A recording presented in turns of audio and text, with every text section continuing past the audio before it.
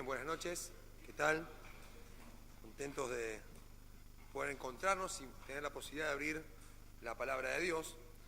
Hoy vamos a leer un pasaje que está en el Evangelio de Juan, capítulo 4, así que les pido que pueden buscar allí. Juan 4.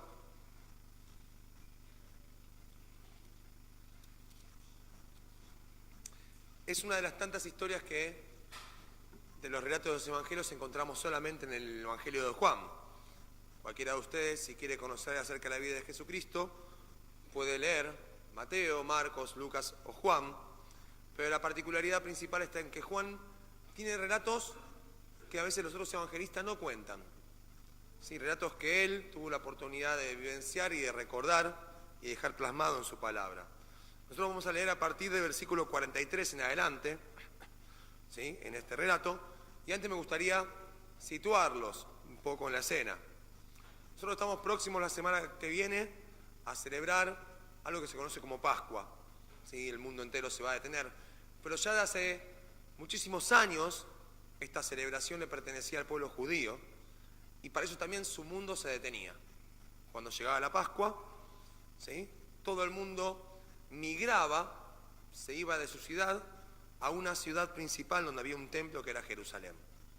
Y allí recordaban lo que un día Moisés había realizado, ¿sí?, por medio de portentos que Dios les permitió hacer en medio, ¿sí?, de Egipto, y cómo los liberó y los llevó a cruzar el Mar Rojo y a sacarlos de la esclavitud en la cual estaban. Y esa fiesta tan antigua para este pueblo nos había marcado. Para nosotros también la celebración que tenemos es una señal clara que nos marca, y la semana próxima celebraremos, pero en ese contexto esta escena que vamos a leer es próxima unos días después, porque Jesús, ya grande, ¿sí?, tiene su primera visitación, ¿sí?, de ministerio público en el templo, la cual uno la ve en el Evangelio de Juan también en el capítulo 2, pone en orden unas cuantas mesas que había y levanta la voz y explica, ¿sí?, qué era el templo para Dios, un lugar de devoción para buscarle a Él y no una mesa de mercaderes. Y luego de eso, ya después de hacer algunas señales dentro de Jerusalén, se va para Galilea. Jerusalén está más al sur y Él había venido, ¿sí?, de Galilea, donde estaba su tierra, donde había crecido, ¿sí?, donde estaba la ciudad de Nazaret, y vuelve a subir hacia Nazaret. En el camino, ustedes ven Juan 4, ¿sí?, que le fue necesario pasar por Samaria y así se encuentra con la mujer samaritana. No estuvo ahí un solo día, sino que se quedó 2 días más, después de estar con esta mujer y compartirles acerca de la bienaventuranza que hay en conocer a Jesús, el Mesías, el Salvador. Esta mujer es transformada y también los habitantes de Samaria son sorprendidos, movilizados, y muchos de ellos creen en el Señor Jesucristo. Y luego de eso viene el relato que nosotros vamos a compartir ahora. En Juan, capítulo 4, versículo 43. Dice así: 2 días después salió de allí y fue a Galilea, dejó Samaria. Porque Jesús mismo dio testimonio de que el profeta no tiene honra en su propia tierra. Estaba yendo hacia Nazaret. Cuando vino a Galilea, los galileos le recibieron. Piensa en Galilea como una gran provincia con muchas ciudades. Habiendo visto todas las cosas que había hecho en Jerusalén, en la fiesta, porque también ellos habían ido a la fiesta. Le decía, todo Israel migraba. Y cualquier galileo que había estado en Jerusalén en aquellos días conocía del poder de Jesús. Le había visto obrar. Estaban maravillados con lo que Jesús había hecho en Jerusalén. Y lo recibían, diciendo, wow, tenemos un gran hombre entre nosotros, ¿sí? De acá de Galilea, fue a Jerusalén y todos ahora hablan de Galilea por Jesús. Es cuando uno ve a alguien de un lugar y te dicen, ¿se da a conocer un lugar? Bueno, parece que este lugar cobró otro valor a los ojos de todos los judíos por Jesús mismo. Versículo 46, y ahora vamos al hecho en cuestión. Vino pues Jesús otra vez a Caná de Galilea, donde había convertido el agua en vino. Y había en Capernaum un oficial del rey, cuyo hijo estaba enfermo. ¿Sí? Ya le mencioné Galilea como una provincia y mencioné Nazaret como una ciudad de Galilea. Y ahora vemos otras dos ciudades de Galilea, Caná y Capernaum. Caná es una ciudad donde el Señor hizo una primera señal o milagro, convirtiendo el agua en vino en las famosas bodas de Caná. Y vuelve allí, esta vez, pasando seguramente de camino hacia Nazaret. Capernaum es otra ciudad muy conocida de la Biblia, porque gran parte del ministerio de Jesús ocurrió en Capernaum. Si usted sigue el relato va a encontrar que Jesús va a Nazaret, pero luego se va a ir de Nazaret porque lo desprecian en su tierra. Y mucho de lo que él realizó fue esta ciudad Capernaum.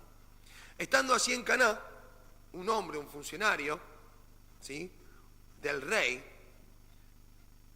tenía a su hijo enfermo y se enteró que Jesús estaba en Caná. Versículo 47, cuando oyó que Jesús había llegado de Judea a Galilea, vino a él y le rogó que descendiese y sanase a su hijo, que estaba a punto de morir. Prestemos atención, a mí me llama, ¿sí?, la situación, me hace recordar un poco a Naamán también, que Naamán también era un oficial de alto rango de un rey, en este caso el rey de Siria, que también tuvo que dejar su lugar, Naamán, como este funcionario. Piense que un oficial del rey no era un chepibe. Si queríamos, podíamos pensar en alguien que formaba parte del Ministerio del Interior. Si uno va a la mesa chica de la Casa de Gobierno, este hombre estaría hoy en día en la mesa chica de la Casa de Gobierno. Se sentaría junto con el presidente y sería uno de sus funcionarios. No era un cualquiera. Imagine que hoy en día, no sé, pensemos en un funcionario, nos guste o no, ¿sí? Peña tiene una urgencia, ¿sí? ¿Usted lo ve a Peña saliendo de su lugar y yendo a buscar ayuda o dice, no, llama por teléfono y tráiganme la ayuda a mí? ¿Cómo se imagina la escena? Y soy funcionario de gobierno, levanto el teléfono y tráiganme la ayuda a mí. ¿Tenía el poder para hacer que Jesús venga? Sí, tenía el poder para hacer que Jesús venga. Le lloraba un poco a Herodes y decía, tráeme a Jesús, necesito que me sane al hijo que está enfermo. Pero este hombre evidentemente no usó de su palanca política y del poder que podía ejercer, sino lo que hizo fue algo muy distinto. Fue a Caná de Galilea. Una distancia de 25 kilómetros tenía. Caminó. Por ahí fue con un carro, porque era funcionario, pero tuvo que hacer una distancia importante. ¿Sí? Yo hace poco tengo un cuentapasos en el celular y cuento lo que camino por día. El otro día, en todo un día de trabajo caminé, no miento, 11 kilómetros. ¿Sí?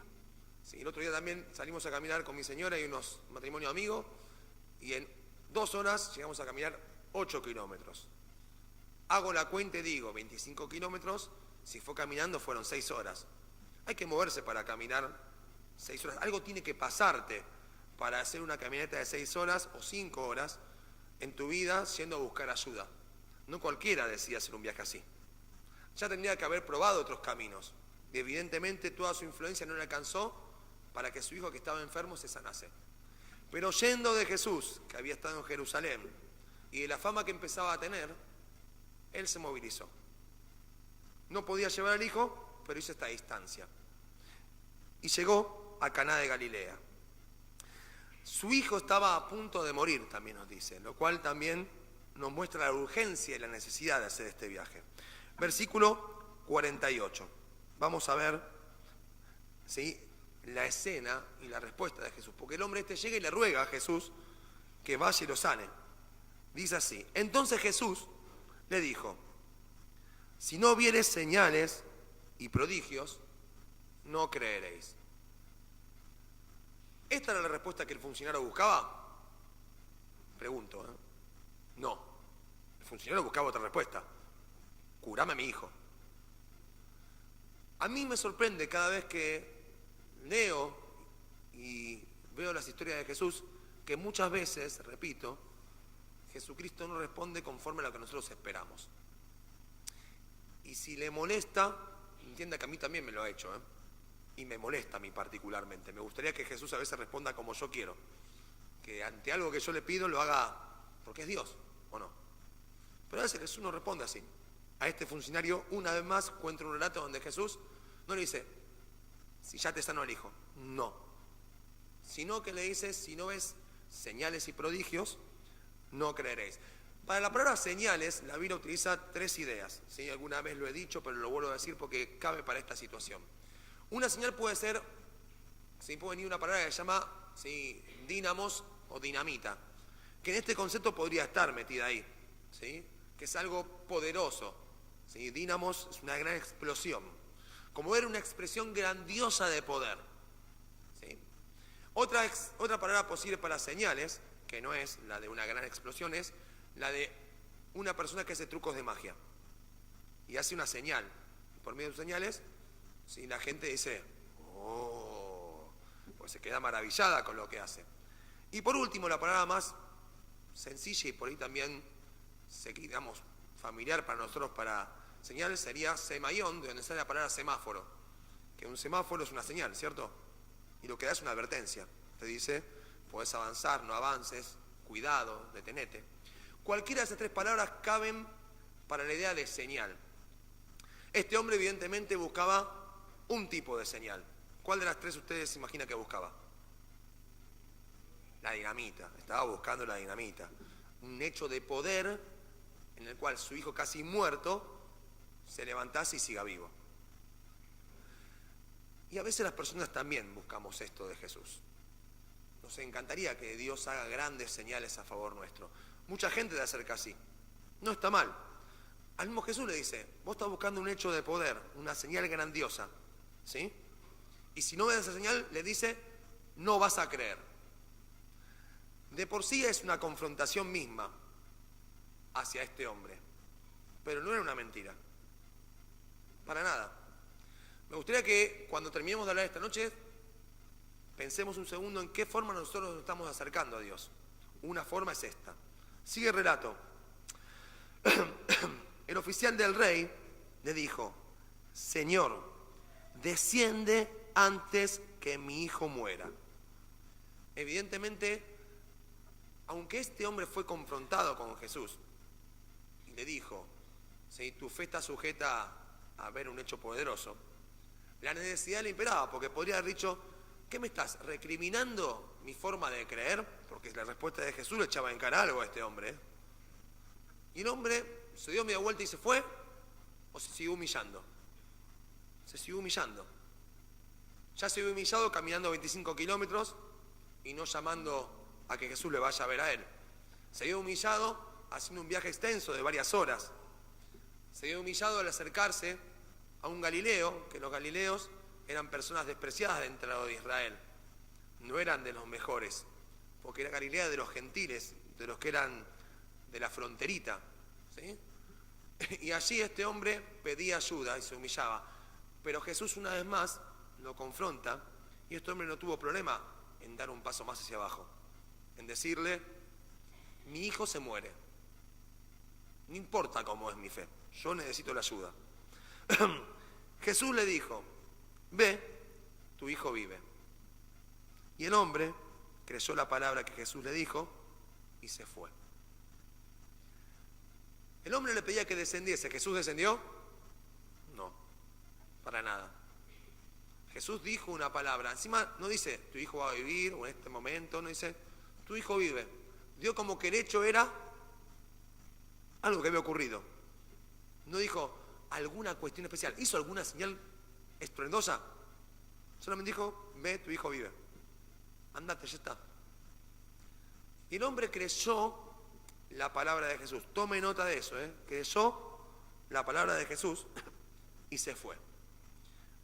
Vamos ahora al nudo de resolución. Cuando ya él descendía, sus siervos salieron a recibirle y le dieron nuevas, diciendo, tu hijo vive.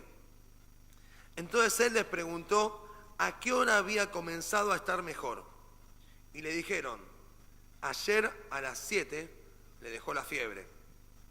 El padre entonces entendió que aquella era la hora en que Jesús le había dicho, tu hijo vive, y creyó él con toda su casa. Un claro mensaje de Jesús, andate, tu hijo está vivo.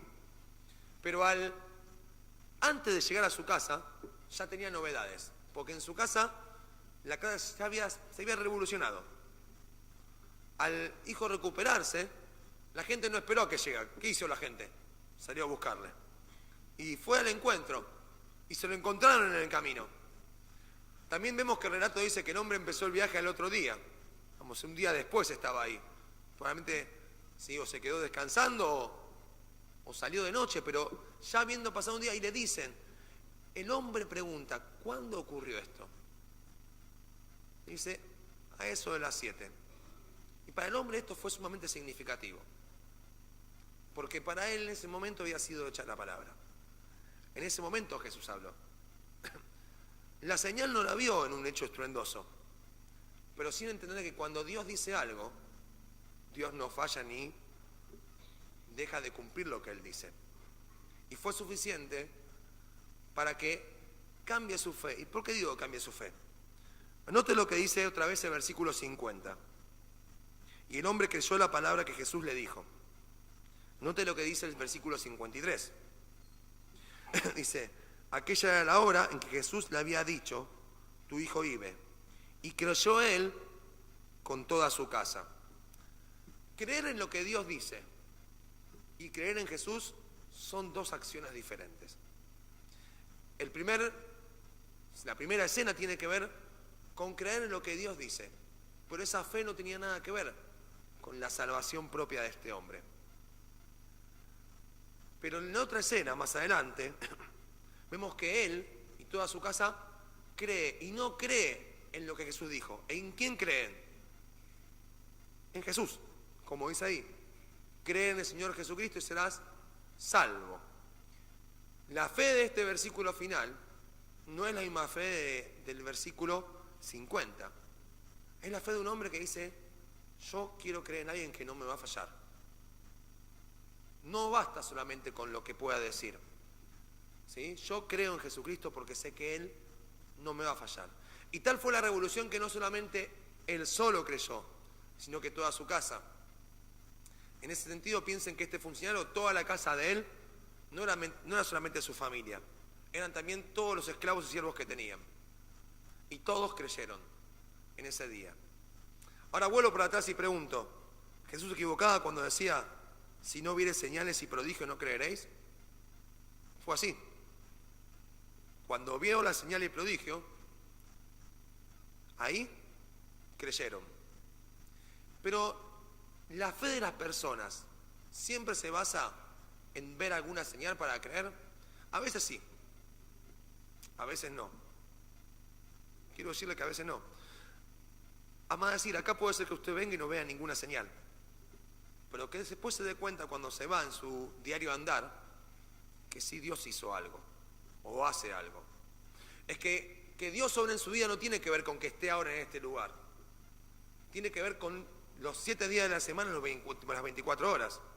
Algunas personas vienen acá a esperar algo maravilloso. Y si Dios acá le está diciendo algo maravilloso, y si Dios está acá hablándole a su corazón, ¿sí? Para que usted empiece a creerle a Él, y por ahí abre los ojos en su día a día y se da cuenta que Dios sí está haciendo cosas maravillosas a su alrededor, como le pasó a este hombre. Y por ahí su fe necesita de esas cosas maravillosas, pero puede ser, repito, que también no necesite de cosas maravillosas para creer. Porque muchas personas no tuvieron cosas maravillosas y creyeron. Termina la escena diciendo, esta segunda señal hizo Jesús cuando fue de Judea a Galilea. Pero acá no estamos hablando de una señal portentosa, sino de una señal que es un semáforo. Jesús en Galilea hizo una segunda señal y puso una luz ahí, para que la gente se dé cuenta quién era Él. Pero quiero ir un segundo a Hebreos 11. Vamos a leer en Hebreos 11 y después en Lucas capítulo 2, antes de terminar. Porque yo le decía, no siempre para creer, ¿sí?, bastan el tener señales. Hay gente que cree aún sin señales, y puede ser su caso. Usted no se vaya a Hebreos 11, pero yo voy a buscar otro pasaje para que se dé cuenta de esto. ¿sí? Después lo puede buscar en su casa en Lucas 16:30, cuando Jesús cuenta el relato del rico y Lázaro. Y Lázaro, estando en el Seol, en el lugar de los muertos, lo mira a Abraham y le pide que envíe a alguien, dice el versículo, versículo 29. Pero vamos a leer a partir del 27 lo que dice. Entonces le digo, esto le dijo Lázaro a Abraham: te ruego pues, Padre, que envíes a la casa de mi padre, porque tengo 5 hermanos, para que les testifique, a fin de que no vengan ellos también a este lugar de tormento, que era el infierno. Abraham le dijo: a Moisés y a los profetas tienen, óiganlos. Él entonces dijo: no, padre Abraham, pero si alguno fuera ellos, de entre los muertos se arrepentirán. Mas Abraham le dijo: si no oyen a Moisés y a los profetas, tampoco se persuadirán, aunque alguno se levantara de los muertos. Usted por ahí no se da cuenta, pero tiene suficiente para creer en Dios, más de lo que se imagina. Y a veces pedimos más. Ahí le está diciendo Abraham a Lázaro: ya hay en qué creer. Y a veces la gente quiere más. Por ahí el problema no es recibir alguna señal más, sino abrir los ojos y aceptar lo que hay. Miren lo que dice Hebreos 11, ahora sí. Yo le decía que hay gente que no necesitó de señales para creer. Versículo 4 dice: por la fe Abel ofreció a Dios más excelente sacrificio que Caín, por lo cual alcanzó testimonio de que era justo, dando Dios testimonio de sus ofrendas, y muerto aún habla por ella. ¿Abel necesitó de alguna señal, de algún hecho prodigioso para ofrecer a Dios y creerle? No necesitó de nada. Él decidió ejercer su fe con lo que conocía de Dios. Mire lo que dice el versículo 7. Por la fe Noé, cuando fue advertido por Dios acerca de cosas que aún no se veían, con temor preparó el arca en que su casa se salvase. Y por esa fe condenó al mundo y fue hecho heredero de la justicia que viene por fe. ¿Qué necesitó Noé para construir un arca? ¿Una gran señal de Dios? ¿Dios hizo alguna señal? ¿O qué dijo? Construir un arca. Y además le dijo esto: porque va a llover. Y nunca había llovido. Podría decirle Noé: Dios, dame una señal. Yo quiero creer, me encantaría creer en vos, pero me mostrás algo más. Y a Noé no le hizo falta algo más. Por eso digo, a este hombre fue necesario ver una señal y un prodigio y creyó. Pero yo creo que muchas veces tenemos tanto para creer, Dios ha hablado de tantas formas, y aún así no queremos creer y queremos pedir más. Y Noé pudo creer acerca de cosas que no se veían, e igual creyó. Mire lo que dice más adelante, versículo 8. Por la fe Abraham, siendo llamado, obedeció para salir al lugar que había de recibir como herencia, y salió sin saber a dónde iba. Hubiera estado bueno que Dios le dijera: mira, te voy a llevar a tal lugar, tal ubicación, vení. Y Abraham salió así. Quiere decir que creyó sin una señal. ¿También se puede ejercer fe sin ver una señal? Totalmente que sí. Usted y yo, con solo el oír lo que Dios dice, puede tener fe.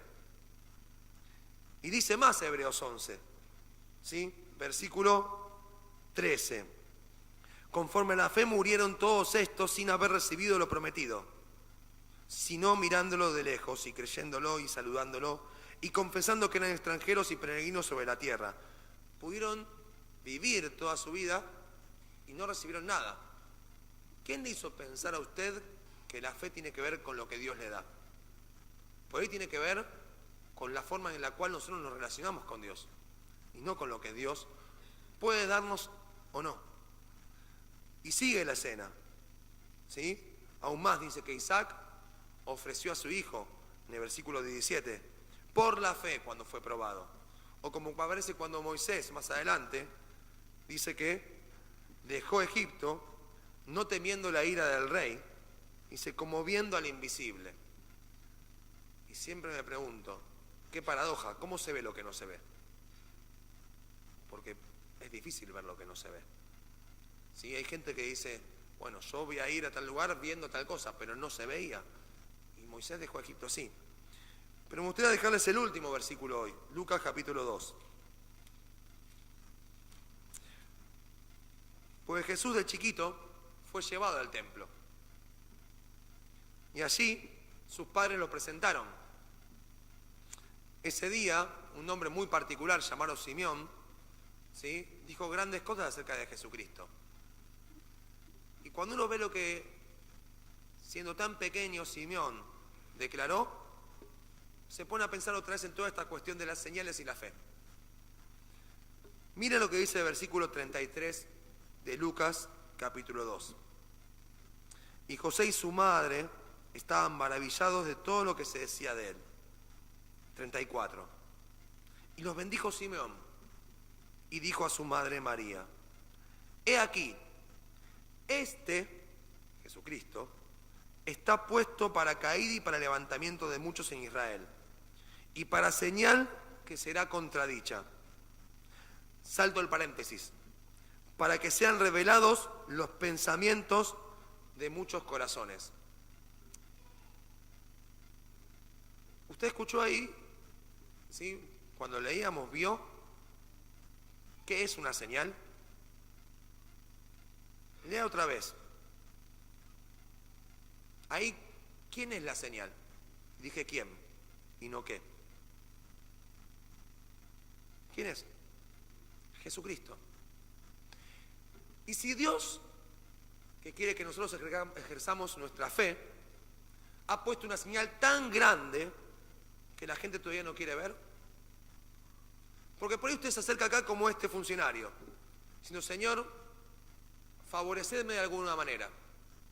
Y puede ser que Dios bien lo haga o no, no sé lo que Dios hará.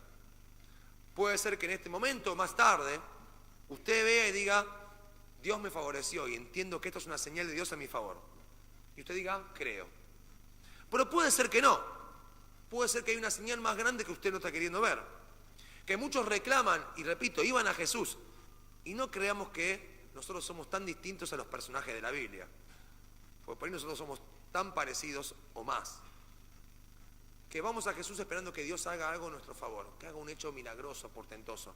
Que lo puede hacer ciertamente, porque es Dios. Y no me cabe ninguna duda, pero a veces que no lo hace. Y si Dios, en realidad, es la señal para que nosotros creamos, porque eso fue lo que dijo Simeón. Está puesto, y ahí podríamos agregar también, por señal, porque la idea de señal está en todo el pasaje, para caída y para levantamiento de muchos en Israel, y para señal que será contradicha. Es que Jesucristo es la señal de Dios. Es la señal de Dios, si quiere usted, de poder. Porque en la cruz, en el momento de mayor debilidad que uno podría pensar, el poder de Dios se manifestó al cargar con nuestros pecados. La tierra se oscureció. Y Dios estaba dando a su Hijo a morir por usted y por mí. Y allí su Hijo cargó con nuestra maldad, derramó su sangre y trajo limpieza a todo aquel que cree. Y ahí tenemos una señal, como tantas veces Juan lo dice en su Evangelio, ¿sí?, que él iba a ser levantado, una señal para creer. Y la señal no terminó ahí, sino que fue enterrado y el tercer día resucitó con poder de los muertos. Y porque él resucitó podemos tener vida, y vida en abundancia. Y podemos saber que tenemos un Dios vivo y poderoso. Y por ahí la señal, el gran favor que usted está necesitando, es conocer a Jesús. Es que su fe empiece a movilizarse en el verlo a Él.